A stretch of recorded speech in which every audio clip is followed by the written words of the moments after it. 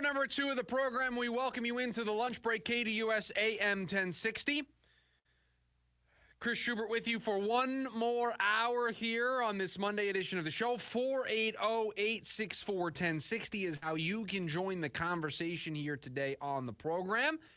And we spent a lot of last week talking about Kyler Murray and his performance. And we spent Friday outlining what we needed to see. We said it was simple. Don't turn the ball over. Don't get sacked. The Cardinals had allowed 10 sacks over their first 15 games. It was 8 since the bye week. Turnovers during the 4-game winning streak. Kyler had, I think it was like 1 interception. He's had like 3 or 4 since the bye week. Don't turn the ball over. Don't get sacked. Play clean football, and we know what this offense is supposed to look like. Well, yesterday, Kyler Murray did that. No turnovers. No sacks allowed. His stat line, 23 of 30, 224 yards, no touchdowns, no interceptions, and he added 11 yards on the ground. I want to do a thought experiment with everybody. And you have to be honest when we do this. But think to yourself. You don't know anything about Kyler Murray. You don't know anything about who the starting quarterback is for the Arizona Cardinals. If I came in here and I told you the day after a Cardinals victory that the starting quarterback for the Arizona Cardinals had a stat line of 23 of 30, so threw the ball 30 times, 224 yards, didn't throw any touchdowns, didn't have any interceptions. The leading receiver on the team was a tight end, and they had a running back who had 2 touchdowns on the ground and had over 100 yards rushing. If I described that offense to you, and I described that quarterback stat line, and how his go-to target was his tight end, and how he didn't throw for any touchdowns, but he also didn't throw any interceptions. And they ran the ball extremely well. A running back with 100 yards on the ground. You would tell me that the starting quarterback of that team, in this case the Arizona Cardinals, was a rookie. Because when we talk about rookie quarterbacks, what do we talk about? Got to have a good running game. Got to have a good defense. Don't make any mistakes. Your tight end's your safety valve, the safety blanket. Those statistics match up with a quarterback that would be a rookie or first-year player. Somebody who is not entering year 6, year 7, year 8 of his career, right? A veteran in this league. Kyler Murray is a veteran quarterback. Yesterday's stat line was that of a rookie.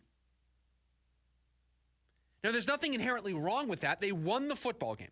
They moved to 7-7. They snapped their 3-game losing streak yesterday. But can they play winning football long-term that way? I know they could do it yesterday. I know they can do it against other opponents. But is that brand of football, is that style of football only going to work against teams like the Patriots? Teams like the Panthers, who they play coming up? Teams like the Jets, the Bears? Is it only going to work against those teams? Can Kyler Murray play this way with a similar stat line against the Rams and 49ers to close the season and expect to win?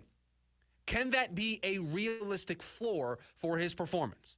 Can we say if he just does that, they're going to beat the Rams, they're going to beat the 49ers,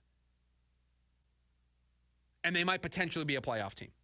Or does there need to be more from this offense? Now, it does feel like we're picking on Kyler Murray a little bit after he went out there on Sunday and did exactly what we asked of him. We asked no turnovers, don't get sacked. He did both of those things. So I understand if you think we're picking on Kyler Murray after they won the football game and he did exactly what we outlined. We said the answers were simple. But there's context that needs to apply here. This team, this franchise, has bigger aspirations. They're trying to make the playoffs. They're trying to compete for championships. That is the path they are trying to go on. Everything needs to be funneled through that lens. Is the quarterback that we saw yesterday, is the offense that we saw yesterday good enough to play against the Lions, to play against the Eagles, to play against the Packers? Is it good enough to go up against those teams? Is it good enough to take on the top tier, the top shelf of the NFC? And it might not matter this year. They might not make the playoffs.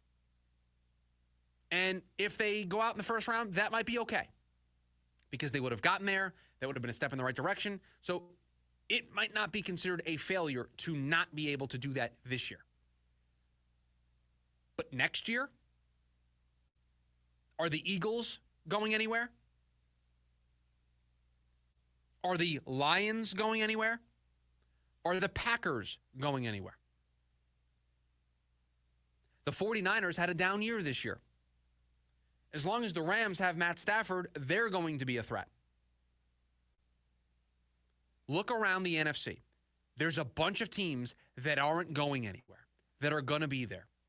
And so ask yourself, is the play that we saw from Kyler Murray in this offense yesterday good enough to step foot on the field in the playoffs against those teams? Are you able to score with the best of them? The answer is no. They're not good enough to go up against those teams. They're going to have to. They're going to have to be that good to go up against those teams. And so, yes, Kyler Murray did what we asked of him yesterday. Kyler Murray didn't turn the ball over. Although he tried to. Got lucky. Got one called back on a roughing the passer penalty, which was a 50-50 kind of coin toss. But quarterbacks get the benefit of the doubt. You love when your quarterback gets that benefit of the doubt and gets that penalty. Took an interception off the board. A bad decision, by the way. But no turnovers. No sacks allowed. But a pedestrian stat line. A stat line that can beat the Patriots. A stat line that can beat the Panthers. A stat line that can beat any of the teams that you, right now, if you went to tankathon.com, would be picking in the top 10 of the NFL draft. He can beat those teams with that stat line. Can he beat the Lions? Can he beat the Eagles? Can he beat the Commanders? So that's the lens that I look at yesterday through. Because, yeah, this year is going to be what this year is going to be. They're either going to make the playoffs or they're going to miss the playoffs. But next year is going to be a playoff mandate. And I just don't know if we are watching a team who, by the way, if they fall short, might still get a second-place schedule next year. So you're going to play some really tough opponents out of your division to go along with the tough division that you play in. So that play yesterday is better than what we saw the 3 weeks coming out of the bye, but it's not good enough. It's not good enough for a quarterback who's a veteran in this league, who is on his second coach, who's on his second set of offensive play callers, that is in his second era of quarterback, that has the most talent around him than he has had in his entire career with the Arizona Cardinals. He needs to be better. His stat line needs to be better. This offense needs to be better because they are playing a very bare bones, stripped down version of offense that you would see rookie quarterbacks run. I remember Mark Sanchez going to back-to-back AFC championship games with the New York Jets. How? They ran the football, they played great defense, and they said, hey, kid, don't turn the ball over. That's what it feels like this team is running with Kyler Murray. There's a ceiling on that. There was a ceiling on Mark Sanchez. There's a ceiling on rookie quarterbacks when all they can do is throw it to the safety valve in their tight end, who they just pound the rock, run the football, play good defense. You have to have more. You have to have the big explosive plays. You have to be able to play with some tempo. You have to have those game-breaking plays that you see all day long if you're watching Red Zone. I watched Brian Thomas, Devontae Adams in the Jets-Jags game. Just up and down the field making plays. The Bills and the Lions, those two teams making plays up and down the field. I watched Lamar scramble around, make some incredible plays. Rashad Bateman scored a couple of touchdowns. Mark Andrews. I mean, you got stars. Bengals, Titans. That's the level of offense the Cardinals need to aspire to. Because this version, while it's efficient and while it's better than what they were running last year, it has a ceiling. And that ceiling isn't where this team wants to be. That ceiling is first-round exit in the playoffs. That ceiling is win a game, but ultimately fall short against the big boys of the NFC. This team's not on the same level as the Lions, the Eagles, the Packers. Not on that level. That's the level they need to aspire to because those teams are not going anywhere. Jalen Hurts isn't on the back nine of his career. Jared Goff has a few more years at least left in the tank. Jordan Love is just starting his journey in Green Bay. Jaden Daniels is just starting his journey in Washington. The Cardinals have to catch up. So while yesterday boxes were checked, it's a difference when you're at work and you get a task. There's a difference between doing the task to the best of your ability or just doing it to check the box.